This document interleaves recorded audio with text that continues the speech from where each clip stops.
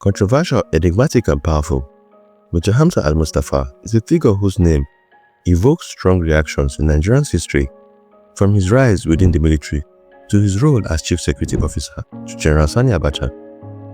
Al-Mustafa's life is a complex tapestry of loyalty, intrigue, and controversy. Hi guys, welcome to Afriverse Historic. On today's episode, we dive into the life of Major Hamza Al-Mustapha, the Iron Man of Abacha's regime, from his early days in the army to rise to the position of Chief Security Officer of the late General. Do stay tuned and enjoy the ride.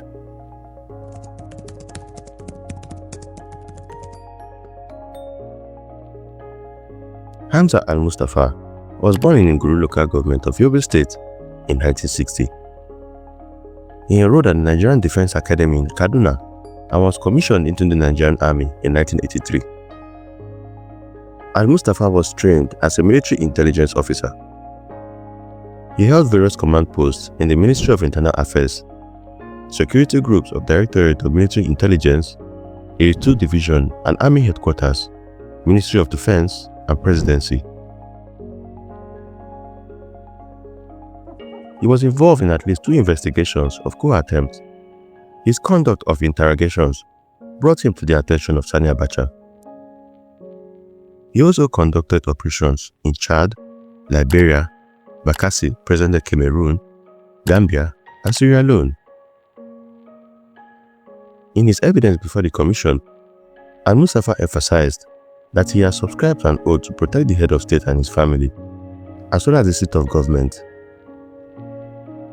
When Abacha was chief of the army, from August 1985 to August 1990, Al-Mustapha was his aide-de-camp. Hamza Al-Mustapha was appointed Chief Security Officer to the head of state with a special strike force unit during Abacha's military regime, from November 17, 1993 to 8 June 1998. Other security outfits at the time were the Office of the National Security Advisor under Ismail Agwazo, the Directorate of Military Intelligence, the State Security Service, and the National Intelligence Agency. All these units allegedly engaged in extrajudicial killings of people seen as threats to the regime. Both Ibrahim Badamasi Babangida and Sani Abacha gave Major Hamza Al-Mustapha, a captain at the time, exceptional power, considerably greater than other officers who were nominally his superior. After being appointed Chief Security Officer, Al-Mustapha established a number of small security outfits recruited from the military and security organizations and trained in Israel and Korea. If you find this video worthwhile, please take us some time to smash a like and subscribe to the channel as it helps the channel grow. Thank you. Now let's get back to the video. Abacha's National Security Advisor, Ismail Agwazo, and Al-Mustapha were alleged to be responsible for much of the torture, killing, and weapon looting during the Abacha's regime. On the orders of Sani Abacha's wife Miriam, it was alleged that Al-Mustapha detained and tortured several women suspected to be Abacha's girlfriends. As head of State Security Service SSS, Al-Mustapha was also alleged to be involved in drug trafficking and using diplomatic pouches to transport the drugs.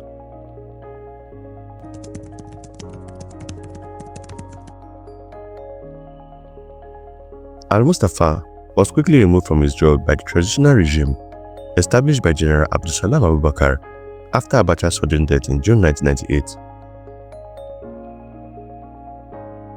Following his arrest, Al-Mustapha was first held and questioned during the Oputa panel, then accused of plotting at least 4 coup attempts from prison before being moved to the Kirikiri Maximum Security Prison, where he was allegedly tortured for over a year.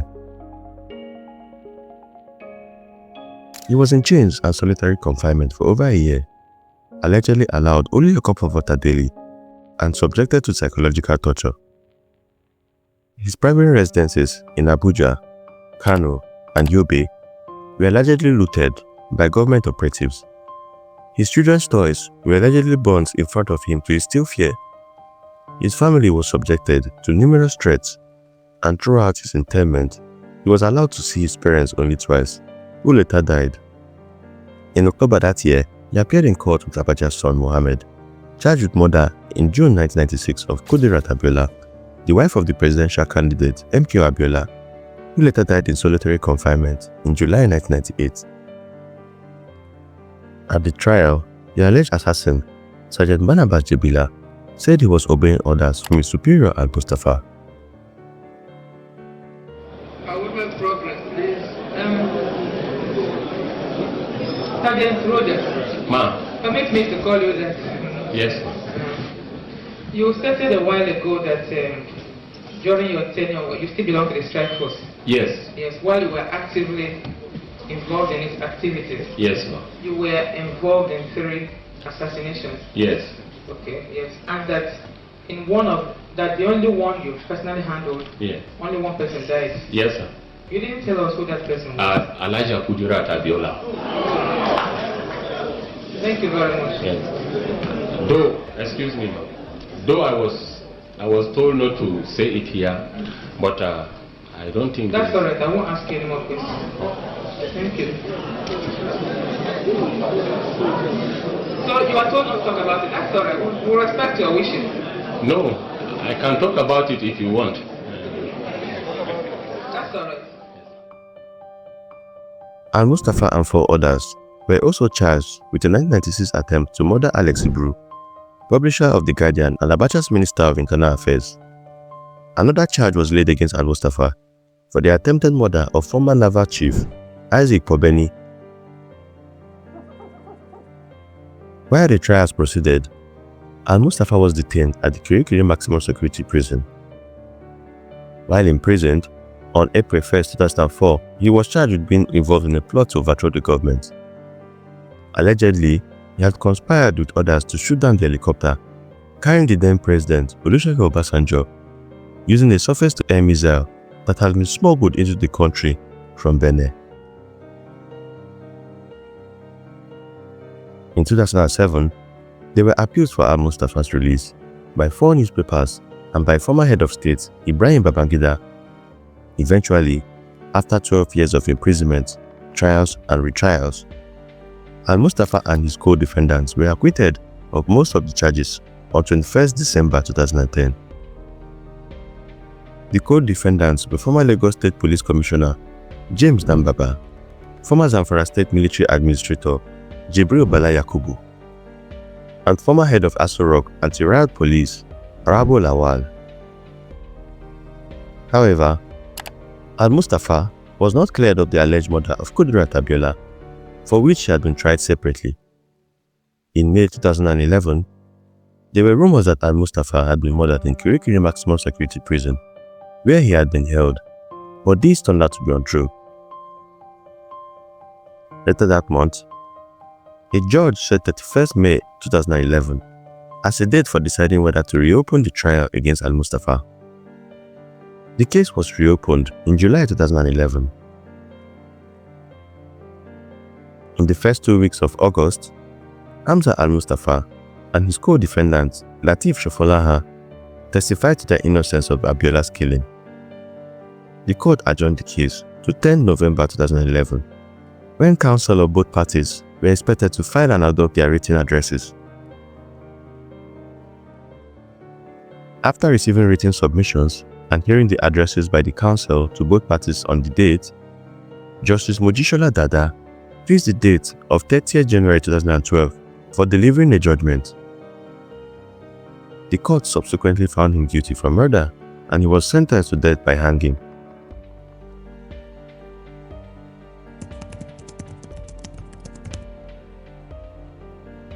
On 12 July 2013, the Court of Appeal in Lagos had discharged and acquitted Abiola's previous personal security and Hamza Al-Mustapha from the murder of Kudirat Abiola. The judgment overturned that of the Lagos High Court, which sentenced him to death by hanging. The presiding judge accused the lower court of being stoked to secure a conviction by all means. Al-Mustapha was set free.